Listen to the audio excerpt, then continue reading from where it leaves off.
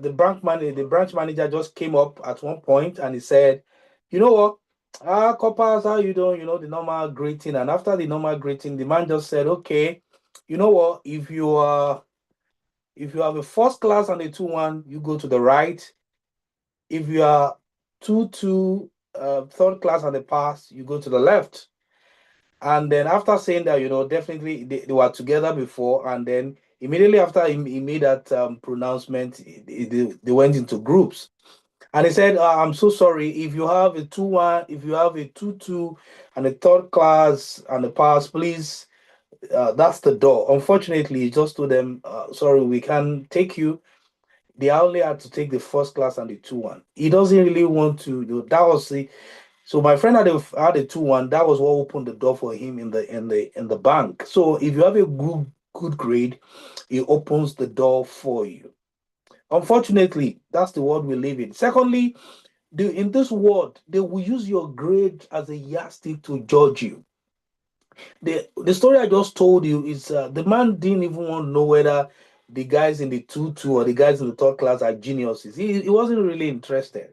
He doesn't even want to know anything about them. Maybe they had grit, they had perseverance. He was not worried. As long as you don't have that grade, it's okay.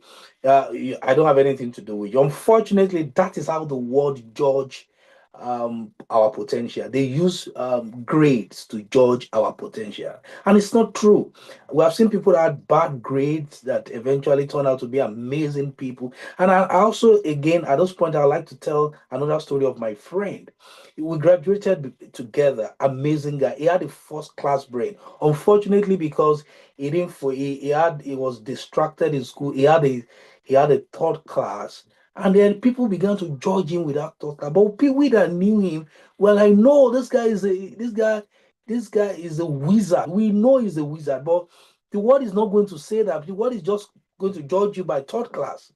So, and at one point, he told me, he said he wants to go back to the university. I said, why? He said, I just want to go back because everybody's putting a cap and judging me based on this, and this is not my true potential. And that's unfortunately, that's the world we live in. People will judge your potential by grade. That is not how it should be.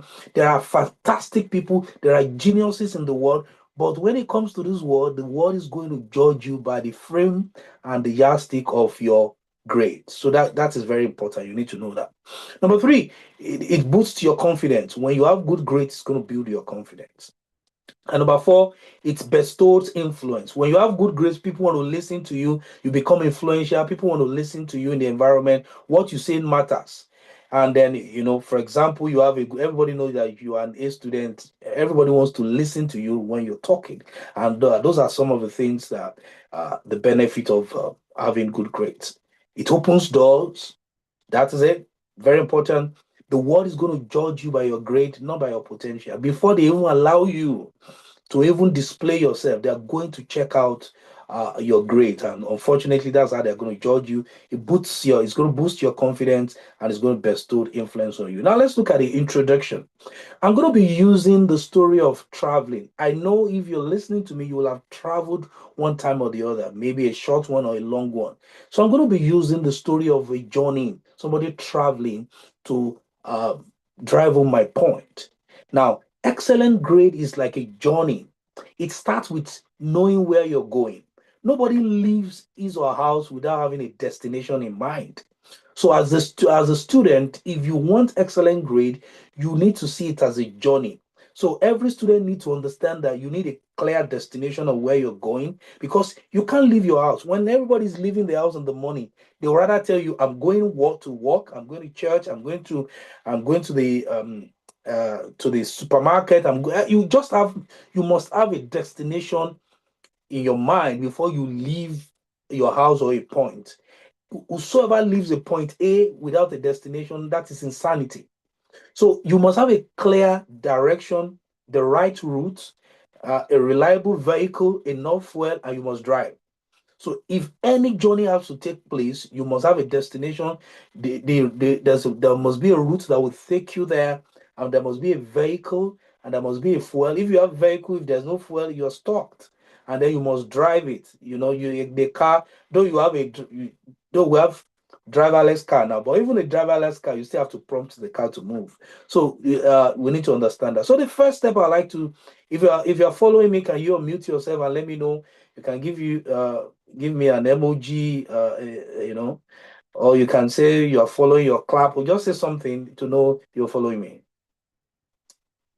Oh, all right. That's fine. That's fine. Thank you very much. I can see those loves. Okay. Now that's fine. Now, the first step I'd like you to understand, please, I want you to write them down. It's going to transform your life. Number one is you have to define your destination. That is where everything starts. Set a clear academic goal. I've never met a first class student that just had first class by chance or had A by chance. It doesn't happen. Everybody that I've met, and even myself, that had excellent grade had a goal of having an excellent grade. No journey, no journey is successful until destination is clear. In the same way, student cannot achieve excellent grade by accident. It must all start with aiming at a clear and specific goal. I want to have an A in chemistry by the end of the time. That is destination. Number one, you know where you're going and there's time. I want to have A is quite definite, and the time by the end of the term. That's the destination. Now you can't say um, I want to do well. That's too vague of a destination. It's like you having nothing to impute into sat nav. When you get a sat nav, the sat nav is going to ask you where. So you can't just say, I'm going out. It will ask you, the start time is going to ask you where. So you must have a destination. Don't say, I want to have better grades. That's quite kind of vague. What do you mean by better grade? You have to be clear about it. This is the kind of grade I want to have. In chemistry, I want to have A. In this course, I want to have an A. You have to uh, define that from the beginning. And that is how you set clear academic goal. So, students, yeah, you should. The thing I'd like you to understand is that you should put grade in such a way that you write every subject that you are doing or courses that you are doing, and you write each grade that you want. For example, if it is chemistry 101 or A, you write, if it's philosophy 101, you write if it's law 101, whatever it is, write the grade or each subject and put what you want in front of it. And then the next thing you need to do, what subject do I need to pay attention to? And I will tell you why you need to do that later. Then, what is my current performance level? If you're not doing well, you should be able to analyze, I'm doing well, I'm not doing well. You should be able to tell yourself, what is your grade? The last grade you had is a feedback. So what's the grade saying? So you should know, oh, I'm not doing well, this is a C, this is a D, or I failed, I'm not doing well. You should be able to know your current performance level. It's all right. You understand? A change cannot occur when you don't know your current level. Then the next thing, number four, the gap between where you are and where you need to be. If your current grade is C and you are looking at A, so you're looking at yourself, okay, I need to cover up this distance. You need to understand that. And then you have to put a deadline for improvement. You can't just open it and say, I will do well. No, when? That the example I gave you a while ago, it was that chemistry A by the end of the term. So you must put a deadline to it. Anything you don't put a deadline to, you are not going to do. So you have to put a deadline to that. So simple activity, like I've just said, grade A, I just said that you put a subject and the targets and the course, the grade you want to have, and then your overall grade. If you're in the university, you're listening to me, you must learn how to calculate your CGPA, your GPA and the CGPA. How do they calculate it? You need to know how to do that. It's going to help you very well. A lot of students don't know how to calculate CGPA. They don't know how their grades, their cumulative, their grades are being calculated. It's very, very important for you. For example, if you have an F, if you have a F, for example, in a 4 unit course, you need to understand the gravity of that. If you have an A in a 4 unit course, you need to understand the gravity of that. But if you don't know how GP and CGPA are calculated, you will not be able to have an appreciation of the impact certain things will have on your overall grade. So it's very important to. If you're listening to me, you don't know how to calculate it, you have to go and learn how to do that. Now, I've said the first step is destination. What grade do I want to have? If you don't have it, if you don't have your academic goal, you are not going to achieve it. You can't leave it to chance. Nobody arrives in a destination they don't have in mind. Nobody finds what they are not looking for. You have to have a goal, and that is how it starts. A in this course, and that you can't just say whatever happens. No, you can't do that. It's not going to work. Now, the second step is you have to plan your route. Now you know where you are going. So how am I going to get there? That's the route planning. We see it, if you are driving, you need to sometimes you have so many routes. So you need to know the route that you are taking. And you have to create a plan. And once the destination is clear, the next step is to plan your route. A study plan is a student's academic plan. So when you know that when you know what you want, the next thing is to plan the route that will take you there. Without a plan, students study randomly. Yeah, random study produces random results. Structured study produces predictable improvement. You have to structure it. You can see that even in your curriculum, there's a way the courses are structured. You don't do one course in this department, you do another one. You are just scattering your energy. No, there's what we call curriculum. They do it in such a way to align so that knowledge can be distilled to you in a structured manner. So you must have a study plan. You don't just wake up and today I study. No, tomorrow you don't want to study. No, you must have a timetable, a study pattern. So you must have a weekly study timetable. The time of study, you want to tell yourself every day I must study between 4 and 6 every day. Because if you are in a uni, the reason why you are there is academics. Every other thing is secondary. So maybe you go to class in the morning, maybe 8 to 4, depending. You can give yourself, I'm going to sleep, rest, eat and rest. Then I will study maybe 1 hour, whatever it is. Make a choice depending on the kind of course you're doing and depending on what you want to achieve. Sometimes you have to have a lot of time to study. Maybe some people, you see them studying for 4 hours. I know a young man that he says he studied 4 hours every day, 4 to, I think, 4 to, 2, that's 6, 8, 4 to 8 every day. So look for a time. You might not start like that, but look for a time. You can start with. Some people don't even study at all. There are so many students. I hope you are not. If you're on this call, you're not part of those kind of things. So people don't study at all. They start studying very close to exam, which is a very wrong thing to do. We did that in university, and it didn't do well. It's foolishness. So you must study. Then subject to rotation. You have so many subjects. You don't want to study one. You want to study different kind of subject. If in the semester session you have 10, you don't want to study only one. You have to rotate. Maybe today you study this one, then the next day you study around, because they're going to test you across board, not only one. Then you must have revision periods. You must have time to do assignments.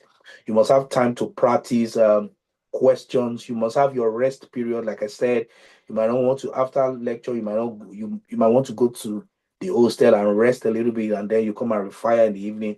Then you must have examination preparation time. Now, unfortunately, a lot of students, they jump all these things and come to examination prepare time. 2 weeks to the exam, that's when they will go and start photocopying notes from their serious colleagues. And that's not fair. That's not good. Even though you have a brain of a genius, nothing's going to happen. So simple activity, you divide your subject into 3 categories. You call one, the first category is called the green subjects. These are subjects that you are doing well. You should know them based on your grades. They are called the green subject. Number 2 subjects are called the amber subjects. These are the subjects that you are average, maybe C, or B. Yeah. Sometimes you even want to put B in terms of average. You want to put doing well A. Depending. Some people, C is okay for you. No, don't let C be okay for you. It's either A. Just have A. There's nothing wrong with you having A. You can have A all through. So then you have the red subject. These are subjects that I'm struggling. You should be able to categorize all your subjects, your courses, into green, amber, and red. So red, you are struggling. Amber, you're average, and green, you are doing well. So spend most study time on the red and the amber subjects. You have to give the red and the amber subject priority because you need to catch up. It's just like if you have four tires in a car, if with two of them is less, it will affect your journey. So you also have to catch up. You have to spend, if you are spending 2 hours on the green subject, maybe you have to spend 4 hours on the amber and the red subject. A study plan turns academic dreams into daily actions. You need that, very, very important. You do not, like I said, I have to put this out there too. Don't neglect your green subjects, because if you neglect your green subject, they eventually become amber and also red subjects. So that's it. You don't want to neglect them. So the third step is you prepare the vehicle, you build the right study skill. Now you know the destination. Now you have set the route. You have planned your route. You know how you are going to get there. And the next thing is now you have to have what we call, your skill. The vehicle determines how effective a car will travel. Now, if you know where you are going, if you know the route, if you don't have a vehicle, you are not going to go anywhere. For students, the vehicle represents their study skills and methods. So I'm going to discuss that shortly. Hard work is important, but studying hard without studying correctly can waste time. You need an effective study method. So we're going to be looking at some of the studies method very shortly. So students must learn how to take clear notes. Thank God you have technology now. You can maybe put your note there, your phone on notes recording, on a lot of apps that can record and give you and turn those voice to notes. Whatever works for you, just have a clear note. And if you want to write it yourself, that's fine. You might want technology to record for you while you listen to the teacher, so that you are not losing out. You are listening, and then the note is going on the side that you can fall back on that later. You don't want to be writing and then you are distracted. So whatever works for you, because we have so many different kinds of learner. We have people that are they are visual learners or auditory learners, and then we have people that they learn by writing. So you should know what works for you. Maybe you're visual or auditory, and then you're uh, engage kinetics. When you write that's how you learn. So you summarize topic in your own words, and then you use active recall.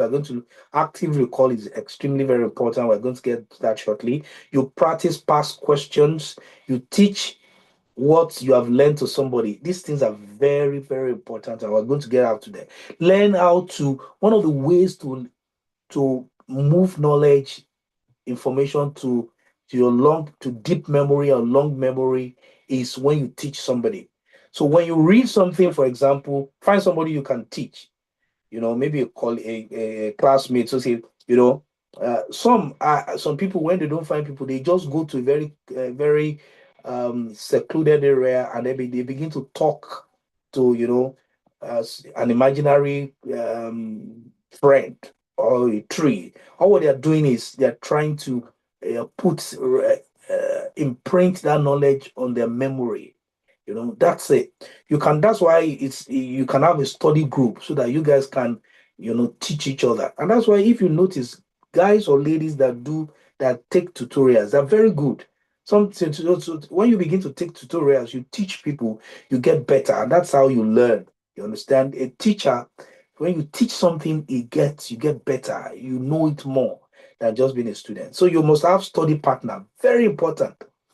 Uh, uh Proverbs says, iron sharpeneth iron, and then either works with the wise shall be wise. You have study partners, people that you read together. You are very smart people that are also excellent, conscious. You must have them. Don't read alone. Those have study partner is very important. We encourage it, and all a student have said they had reading partner. It's very good. Two can take which is it 10,000. Very important. So when you read together, you can share your notes, you can share your thoughts, and then you can learn. Ask question when you don't understand. Learn to also ask question. Don't assume, and then revise mistake along the way. That will help you a lot when you are that will help you a lot when you're learning, and when you're building your skill and methods of learning. So let's look at recommended study methods. Number one, there's what we call active recall.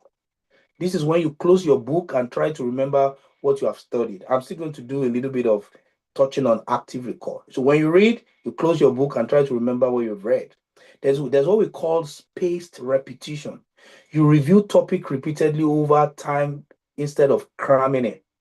You know, you I'm going to still talk about that just to introduce you to these study methods. Then the second one is past question. You know that you practice the style and structure of likely exam questions. And then another one is called teach back. I've just explained that. You explain the topic to another person to test your understanding of that topic. Let's look at active recall. Now we're looking at study methods now. This is it's like going to the gym. The strain of retriever is what builds the muscle. Is as you are carrying the load, that's how the muscle is built. Instead of rereading notes, you read them and you close them, and you force yourself to retrieve information from memory. For example, if you read something now, close that book, then take a sheet of paper and write it from your head. I remember one of my friends, he had a first class from physics in my university. This active recall was really what helped him. It was later in years that he kept on. That's what he kept on. It was later in years that he shared it with us. He said anytime he goes to class, when he comes back, he will take a sheet of paper. He will read everything he has read. He was taught in class and read. He will force himself to recall it from memory, and he will write it down. So he's forcing himself to. It's called active recall. So by the time exam is getting very close, he can write every note from his head because he had gone through repeated series of active recalling. So, for example, you study a topic first. That's how it works. Then you listen to something, or you watch something. You close your note.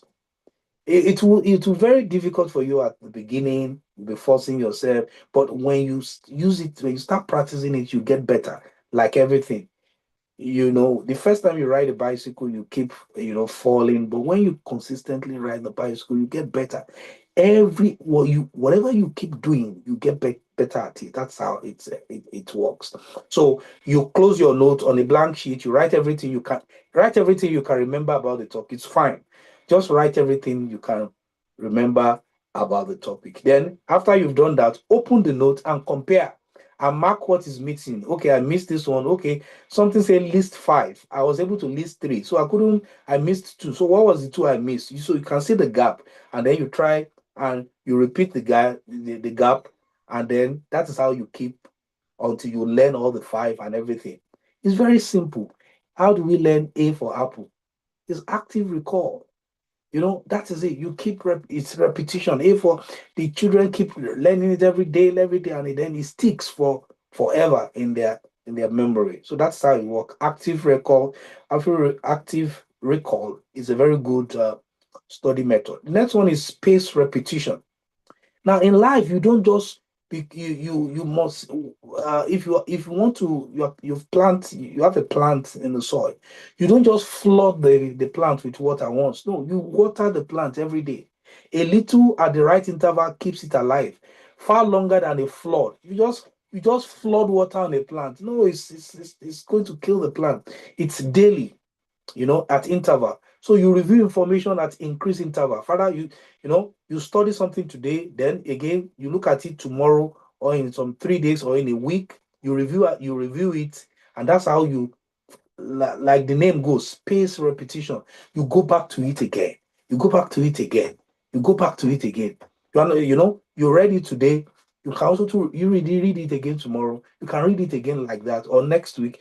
It's not just you read it once and you don't go back to it. No, you are not going to commit it into long memory. So space repetition. For example, these things are very good for facts. They are good for formulas. They are good for vocabularies and key dates. If you want to commit facts, formulas, vocabulary, key dates into your memory. This is how you do it. You create flashcards, and then you look at it at intervals. At intervals, you review them day A, then day two, then on the fifth day, 12th day, 10th day, and that if you look at something for 30 days, it's going to get into your mind. You don't forget the name of your siblings, do you? No, because you have called that name multiple times. That is how it works. And that's how you learn A for apple, B for baby. And that's how we all learned the alphabet. So you can use, so there are a lot of apps that can help you. They will pop certain thing up your phone all the time to remind you that you have to commit this thing to memory. So you have the Feynman technique. This Nobel winning physicist says something that if you can't explain it to a 10-year-old, you don't understand it yet. You don't understand it yet. You must be able to explain anything in this world to a 10-year-old. You know what that means when you're explaining something to a 10-year-old. So you pick a concept, you explain it in simple language. You're teaching it to a child.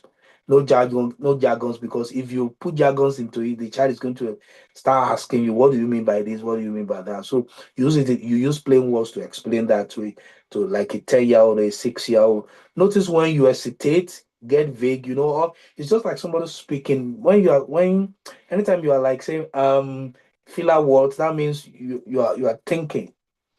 So you are expected to flow. So anytime you hesitate, mark where you are hesitating. That means there's a gap there. Marks where you are getting vague. Mark when you are using complicated words to hide confusion. You will know your brain works like a system. So it works like a loop. Where you know something, there's a flow. But when you get to where you are not so certain, you see you hesitate, you get vague, you use like you know what I'm saying, you understand what I'm saying. Sometimes we have so many words to hide our confusion, our gaps, but people will see through that. At this point, there's a missing link there. So you must, when you are explaining things, pay attention to where you are hesitating and where you are getting vague and where you are using filler words. You need to understand that so that you can go back to that, back to the context, to the content, and learn more. If you do this, you just see that you are flowing. You are just flowing, and everybody will think you are a genius. So a past question, we all know that it's just like a flight simulator. You train in condition as close as the rating yourself. So you find past question for subject with between 3 to 5 years. That's okay, and then you attempt it in full. So for example, if it's a 2 hours, if you are going to write that paper for 2 hours, time yourself 10 o'clock. Take that past question and solve it. Don't solve it as if you are solving it casually when you are practicing. Solve it as if you are writing an exam. Put a wristwatch, put a clock in front of you, and say start, and then be writing as if you are writing an exam, because you are simulating what you are going to do in few months. So there's a day is coming that you are going to write that paper. So pretend as if you are writing it now. Simulate it as if you are writing it now. Just you have a stopwatch, just put it there and then be writing it. When it's 2 hours or 1 hour, stop and then mark yourself. So when you do this like this, you are preparing yourself for the exam date. And then when that day comes, you just see that whatever they will bring is as if you are just in few minutes, you are done. It's as if you are rehearsing. That, like the general said, he said, the more you sweat during practice, the less you bleed at war. So that means you have to practice more before war time, because when the war comes, it's too late to practice. So you have to practice the more. So past question is a very good one. It gives you a structured way of how the exam most likely will be asked. It helps you with type management.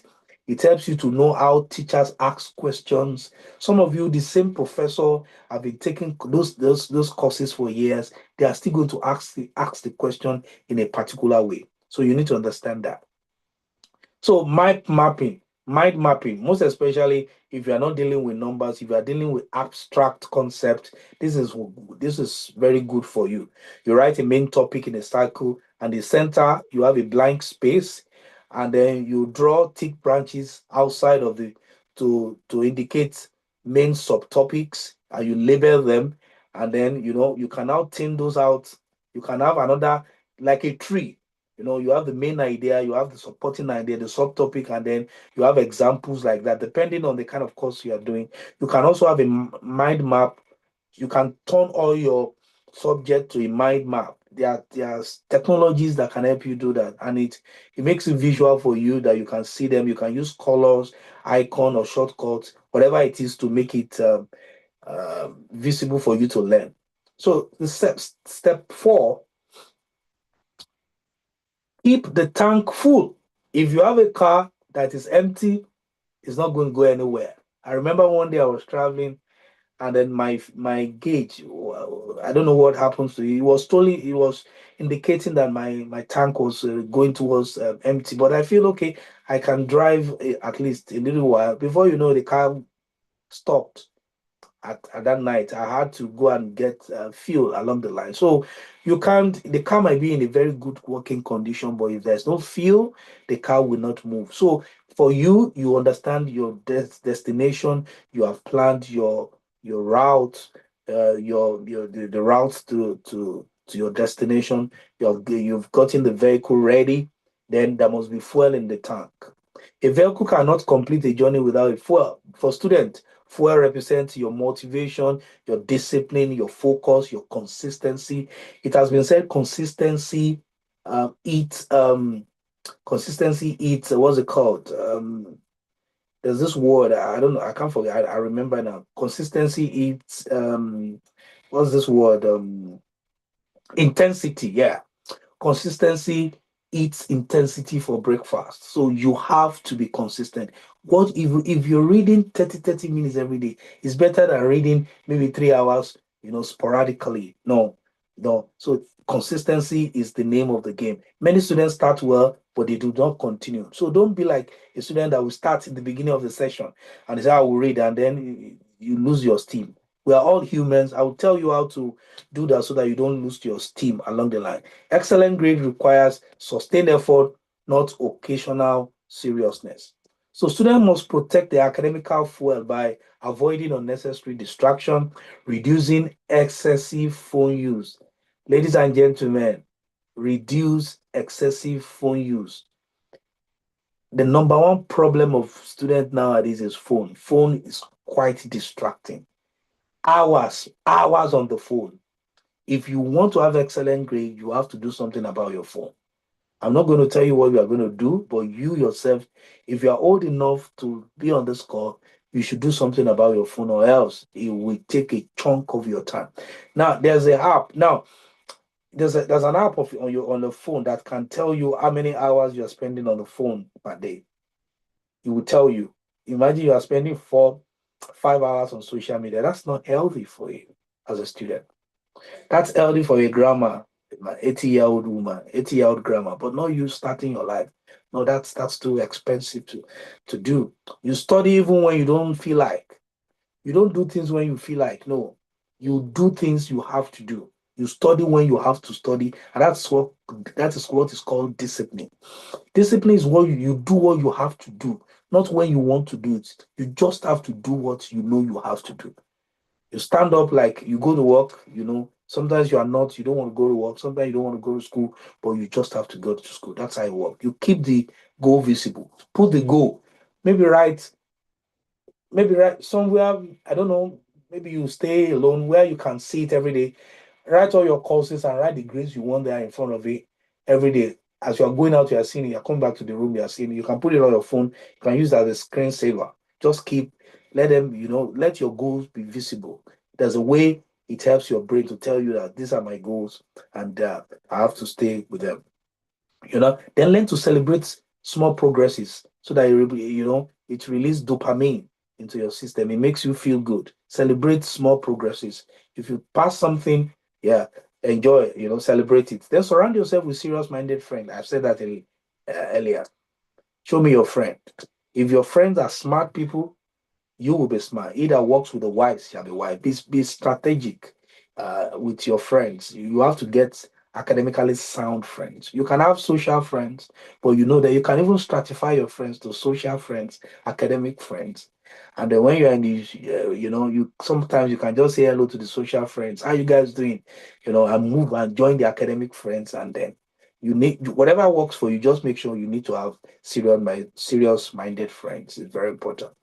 That remember, excellent grade matters. That's how to. These are the ways you can fuel your academic. You can fuel your academic vehicle. How to refuel? You encourage yourself that you can do it. You have clear goals. You pray, asking God to help you.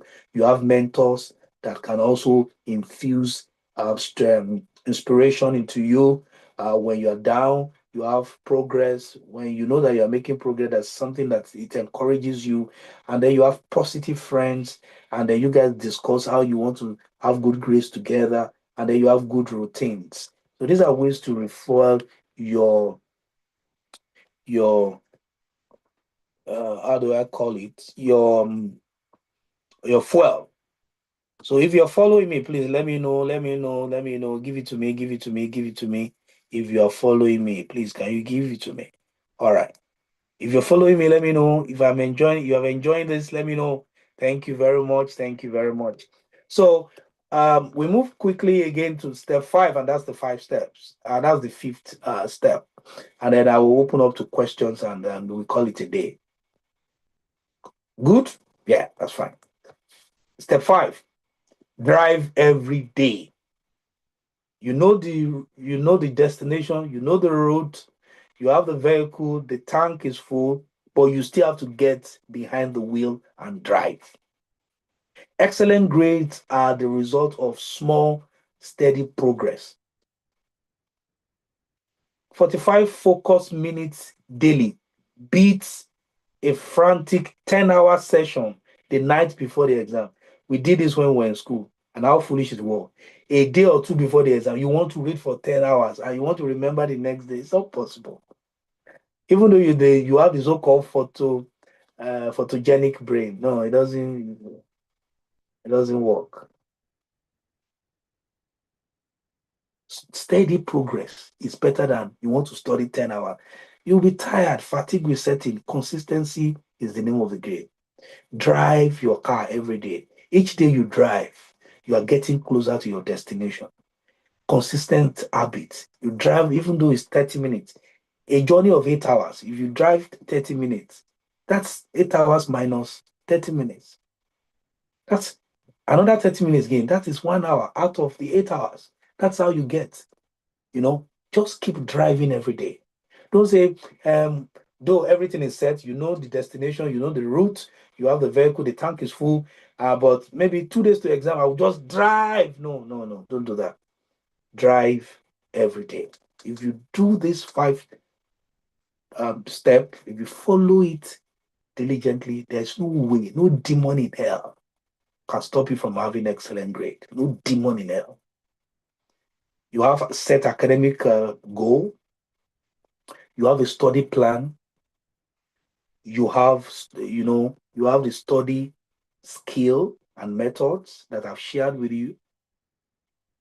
You fill your tank. That way you are diligent, you are disciplined, you are focused, and then you drive every day. There is no way you will not have excellent grade. Ladies and gentlemen, thank you very much for listening to me. God bless you. Question time.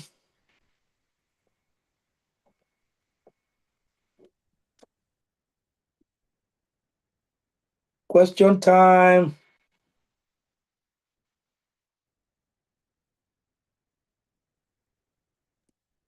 So you can unmute yourself and ask me questions so that I can respond to them. Good evening, sir. Thank you very much Okay. for the session. So I want to ask, do we have to have study partners? Is it a must? Is it like really compulsory, is it ultimately compulsory for success? Or is this one of those things that, if it works for you, fine. If it doesn't work for you, there are other ways you can, achieve what you want to achieve? Thank you. It having study partner is not how will I call it? It's extremely good. It's not as if it's compulsory, but it will help you. You are in a study, for example, if you're in a university, you're in a study, you're in an academic environment, you should have friends. It's better you study with friends, in the sense that sometimes you can have study partner that you guys are not in the same department, for example. You can have study partner that you guys are the same department, course mates. So you guys are taking in the same content. But what you can also have a study partner in another department. So when you go and study together, the reason why you do that is that the day you are low, the other person jacks you up. Now, they say you have told yourself, it's just like fasting. If two guys are fasting, if two people are fasting, there's a tendency that you will not default, because you know that you are accountable to somebody. But if you are doing it alone, there's a day you say, you know what, I'll skip today. But when you have an accountability partner, it helps you to stay. So the reason why you should have a study partner is that, for example, if you guys say, let's study every 6 p.m. in the evening, so you go again, both of you go and study. The your friend can sit 3 rows away from you. You can sit in another. Your friend can go to the front. You can sit at the back. But both of you are studying actively. And then when you say you want to go, I think I'm tired, I want to go, and the person say no, the other person can say, no, we have not yet studied 2 hours. We have said we're going to study 2 hours, then you go back to your seat. So it serves as an accountability mechanism. It is strongly recommended that you study. Most people have talked to it, most people that have amazing grade, they always have study partner. And there are other people that don't have, but it's strongly recommended. Thank you. Thank you very much, sir. That was so helpful. Also, Any I'd other like to ask, so how do you approach a course or a subject that is not your area of strength? Like maybe something that right from time, it's not just like someone that is not good with words having to do a course. Let's say the person is studying physics, but it's a course, maybe a philosophy course, and so they struggle because that's not their area of strength. I know you've said, oh, we should do the amber, the red, the green, but like practical ways, because maybe the person's brain is not wired in that way at all. You see, that's the problem. You see, be open-minded to things. Immediately you say, I'm not wired. Are you the person that wire you yourself? And we are quick to put things quite, in certain boxes. I'm not wired to do. There's nobody that is not wired. People can, it's just like height. We have people that are 6'5", 6'7". We have people that are 6 feet. That's people that are five something. So it's not as if there's somebody that has zero. No. It's immediately you put your mind that I don't know these things. You shut down your brain. You say, start any course with an open mind. The first layer is take it. You might not understand it. It's just like when you enter into a cockpit of a plane. If you are entering a cockpit of a plane first time, there's no way you want. There's so much buttons as if the whole plane is full of buttons. If you by the time you keep on there, you keep on going there, you will know that the buttons are different. It's just like I play the keyboard. If you don't play the keyboard, everything is just white and black keys. But when I look at the keyboard, I see something different. And it didn't happen overnight. I remember when I was learning to play the keyboard, I used to ask the person, my music director, how do you know when to move? When he's playing, he knows when to move. Me, I will be playing, I will be staying there. And I said, how do you know? But I noticed that it got to a point that I knew how to move. How? I was there. When you stay long around knowledge, there's what we call information. At one point, information moves from information to knowledge. At one point, it moves from knowledge to understanding.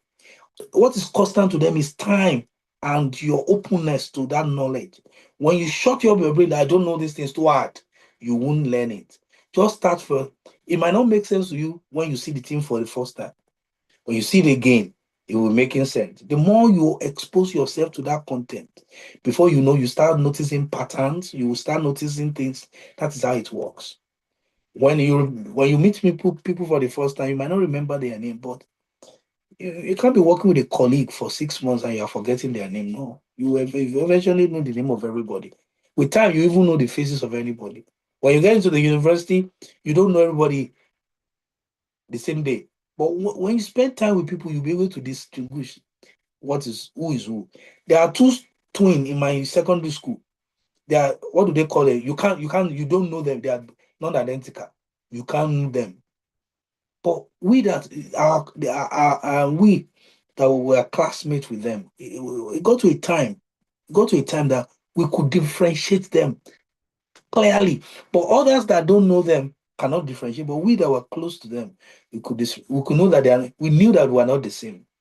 So when you stay longer with a content and you don't despise, you come there with an open mind, most likely you will pick up. Maybe not as fast as another person. Another person might spend might get if it's another person might spend 2 hours on the content and get it. You, maybe because of your strength, you might need to spend 5 hours on the same content to be able to get the same to have a grasp of that content to have to be able to have a grasp of that content. So another person can spend 2 hours, you have to spend 5 hours. Just that might be the game changer. But one thing is be open-minded to anything. You can learn anything. Thank you. Any question? All right, thank you very much, sir. For me, I have two questions this evening. Quick First one. is, first is, uh, now let's say for example, I'm already in my third year in the university and Yeah. my grades are bad. What can I do? That's the first question. I'm already in third year in the university. My foundation, my pickup was not very great, and currently my grades are bad. What can I do? Then secondly, how can you please elaborate more on taking baby steps, right? Because again, what is very rampant, what is very common for us is to do that, read very well. Let's read before our exams. You understand? So I want to know, can you please explain more about taking little steps towards a particular goal? Thank you, sir. Okay, first one, start from where you are. If it's the 300 level that you woke up, yeah, start. I woke up my own in the university. I woke up also at 300 level. My first year, my second year, I don't have notes. I don't go to class with notes. First year, second year, I failed because I wasn't going to class. I didn't have notes. I would just photocopy the book of my the note of my class rep a few days to exam, and I will now be reading extensive hours. Now I know better. If I knew, so I picked up from 300 level, and it worked, and it worked. There was a total change in my grades, and it shows. Life is, like I said, it's very easy.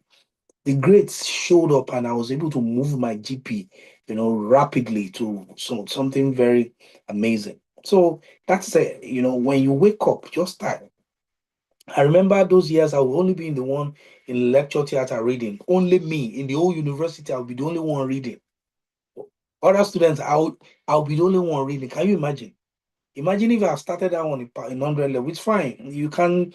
There's nothing you can do about the past. But when you start, just continue. And then trust God to help you from wherever you are. That's number one. Number two, a book. How do you read a textbook? Textbooks are broken into chapters. So you take a chapter, then chapters are broken into subtopics. That's how you take it. How do you eat an elephant? Little by little. You don't study a textbook once, you study it chapter by chapter. And that's why curriculums are broken, syllabus are broken down. So take it bit by bit, early enough, that will help you. Some of us, we want to rush, and that's why we choke. If you take it little by little, early enough, even myself talking to you, I'm guilty of this sometimes. You rush content, but take it easy, little by little, you will be fine. How do you read a book? A chapter by chapter. Other those chapters, you see, they have points are broken down. That's how you take it bit by bit and bit by bit. And you finish it up. A page every day. Before you know, if you read a page every day, in 30 days, that's 30 pages. But people don't, you see, all these little, you see, if you can do something, you can do something in your house tonight, go to your bedroom or your kitchen, put a bucket by the tap and just turn the tap in a little way that it is just a drop coming into that bucket. Overnight, that bucket will be overflowing. That's the power of little drop that is consistent. That's how to do it. Thank you. Any other questions? Any other questions?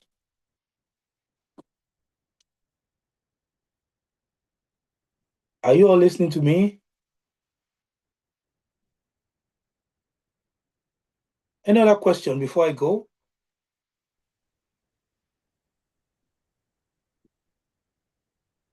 Okay. In the absence of any question, let me just do a recap. 5 simple steps. Have academic goal. You start where you are for. That's where you start from. You must know where you're going. Number 2, have the route. You have a study plan. That's it. Number 2. And number 3, you prepare your vehicle, which is your study skill and methods. Number 4, you get fuel in your tank, which is your energy, your discipline, your focus that you have to read, and you have to take the time to read. And number 5, you do the driving. You drive every day. If you follow this simple step, in few months, you will come back and thank me. God bless you. Over to you, Deji.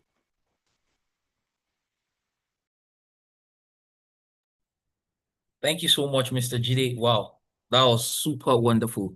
I can't say less. Thank you, Mr. Jide. Thank you. We celebrate you. Thank you for that insight. Okay. All right. So I'll go back to where I started talking from.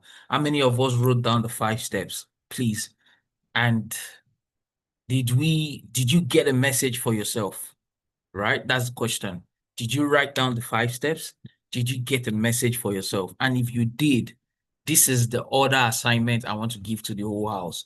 I need you to diligently follow through on everything that has been said. See, there is no hopeless situation. You see, everybody that is great today, they went through challenges, they went through a particular ordeal to be what they are today, right?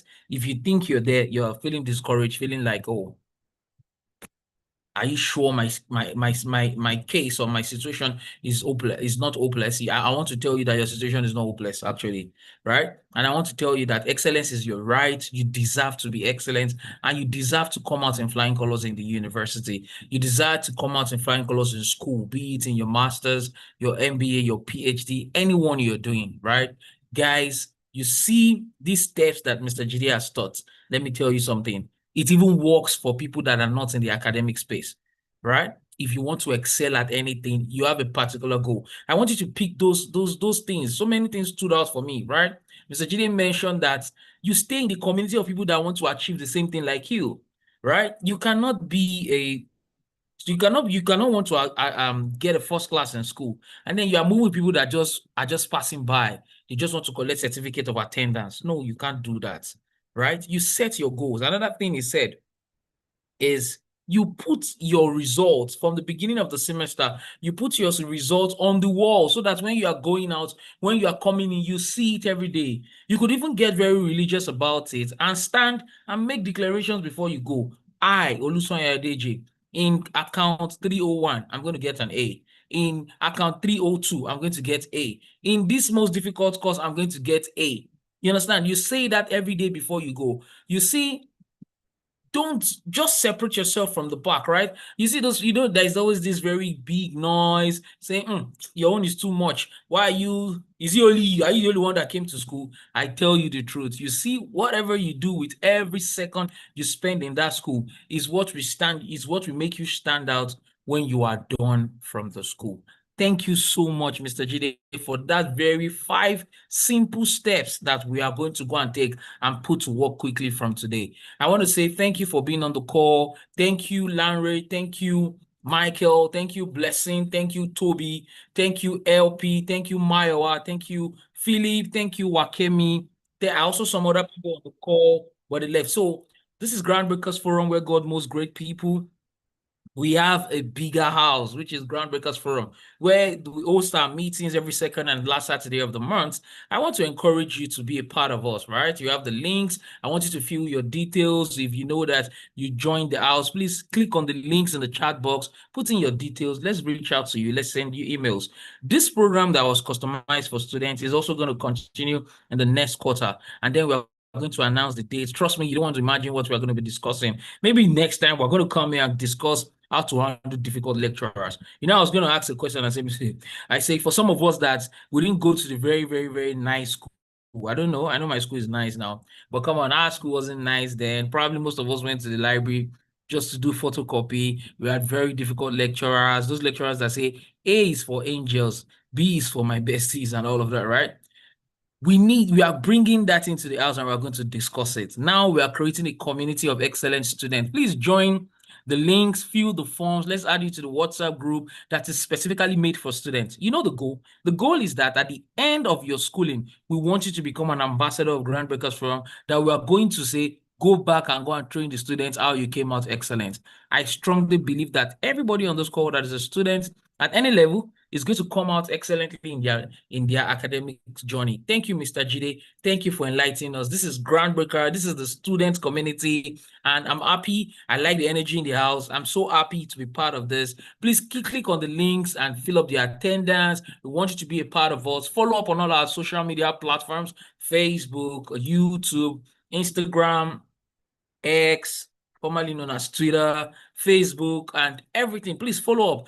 Follow us and get in touch with us. Link with us. We want to be a part of your life, and we want you to be a part of the community of excellent students. On this ground, we are going to be bringing the events this evening to a close. It's a big one. And guess what, guys? I know we're students, but in case you want to have a sneak sneak into the future, we are holding a meeting tomorrow, Officematics, for people in the career world. You don't want to imagine what we're discussing in our Officematics 1.0.